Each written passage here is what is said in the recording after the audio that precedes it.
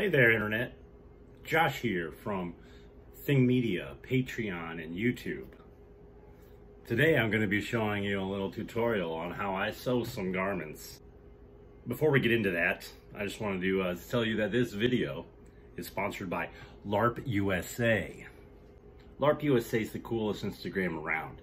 You know why? Because they share things about the coolest LARPers and the high quality immersion LARP stuff that we need. Today, I'm going to be adding some cool Slavic bars to my Obervoskin coat. I'm not one of those reenactors. I'm a LARPer, so I'm not going to be using things like old-fashioned shears, hand sewing only, really using things like bone needles and stuff. I'm going to use a sewing machine. I already got these primed and ready. I just sewed up the ends, put a little thing on here from the sale rack, little blops, and I'm gonna put it on my coat to make it look way cooler. It's incredibly hard to make things straight, so sometimes people use needles or they use ways to stick them on. I'm not special. I just like to eyeball things.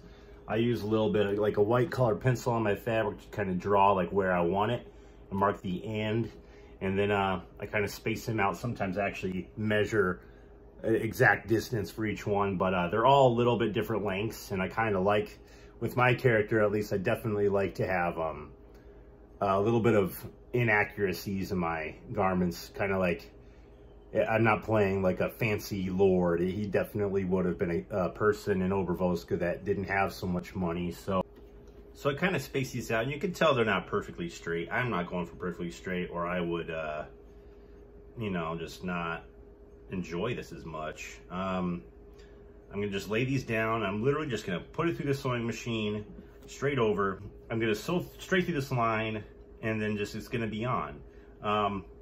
You could, if you like to do things like this, try this kind of project out, add bars to your coats or add trim. You could always add glue to these to make them stand better. You could always use pins. You can do all kinds of things. It's always up to you. One great way I measure this is I actually use this little tassel to measure the distance I want it. It's actually like perfect. Each little loop on these ends, on this side, that's where I kind of line it up and just go straight through like that.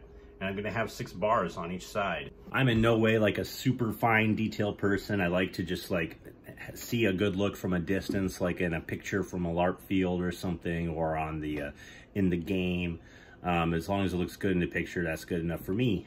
So I'm lining up the fabric where I want it, putting this trim where I want it as well. It's not gonna be perfect. Here we go.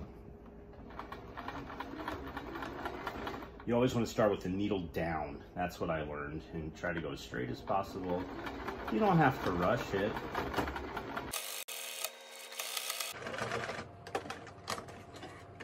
All right. So there's 3 bars. It's pretty good. I will probably adjust some of these as I go. Just use a seam ripper, take it out, do it again. But I like that look, and now I gotta do 9 more. I also want to show you what else I made today. I added gold onto my cool little Slavic hat. It used to have this really weird like fake silk on it, and now I think it looks a lot better. There's certain colors you just got to use in your garments to make yourself look really poppin'. It used to look like this, and now when I put it on, it looks more like this. So thanks for watching today. Stick around for part 2.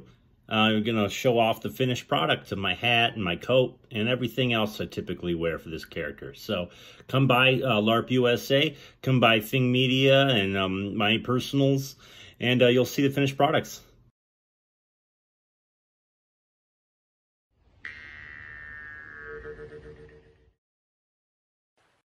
History is over.